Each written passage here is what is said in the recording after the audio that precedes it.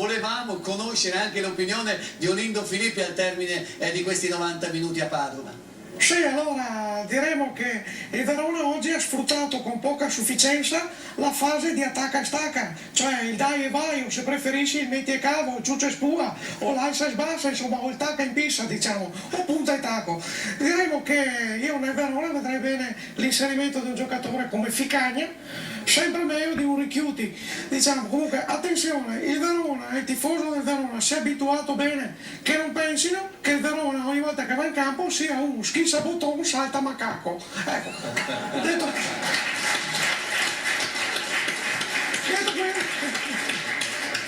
Beppe, ti salutiamo allora. Sì, allora prima di salutarci volevo così, sono arrivati ancora un po' di sms, allora un ascoltatore, insomma un telespettatore chiede alla Valentina se lo può salutare in diretta, cioè un certo Daniele, però insomma chiede anche che non si metta più i pantaloni ma solo gonne. Praticamente da un altro ascoltatore dal bar che saluta Anara, Babao, Camisa, Dumbo, Simia, Seula, Simeso, Gnocco, Reccia e Figaro, tutto l'ordine sacerdotale. Oh, questo ve lo sontami.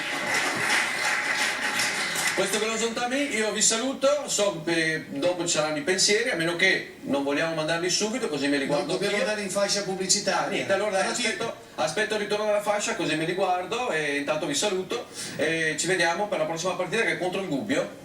Sì, no, con l'Ascoli prima Ascoli e poi Gubbio. Infatti avevo un Gubbio. Ah, ecco.